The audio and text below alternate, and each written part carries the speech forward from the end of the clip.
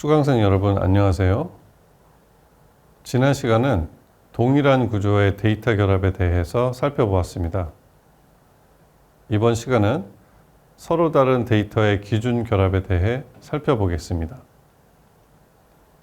지금까지 다룬 컨캣이 구조가 같은 데이터를 수직으로 쌓는 작업이었으면 멀지는 공통된 기준을 중심으로 서로 다른 데이터를 수평으로 결합하는 작업입니다. 데이터베이스의 조인과 동일한 개념입니다.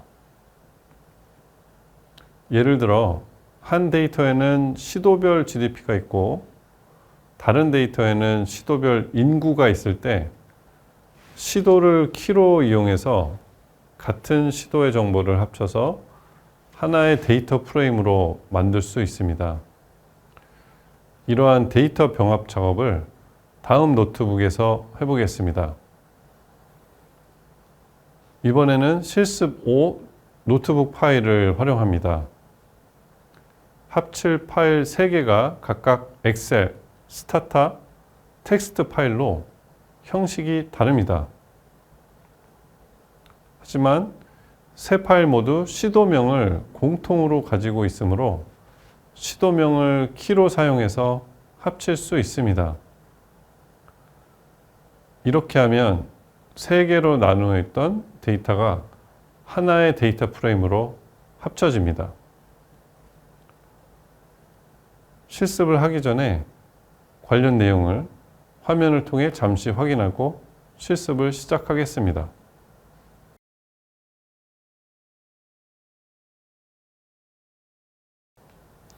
코드를 보면 먼저 3개 파일을 각각 df1, df2, df3으로 불러옵니다. 그 후 최종 데이터 프레임을 만들기 위해 멀지를 사용합니다. 먼저 df1과 df2를 합칩니다. 멀지를 할 때 기준이 되는 키를 left on과 right on 옵션으로 지정합니다. df1에서는 시도명 변수가 시도이고 df2에서는 시도명이므로 이 두 변수를 기준으로 합칩니다. pd-merge 함수에서 left on과 right on 옵션은 두 데이터 프레임의 기준 열 이름이 다를 때 각각 지정해주는 역할을 합니다.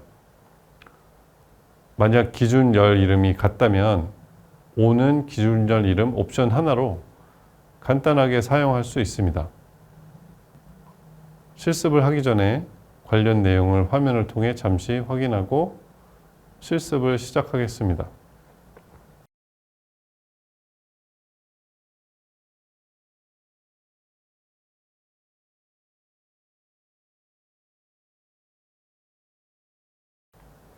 이렇게 df1과 df2를 합친 결과에 다시 df3을 합칩니다.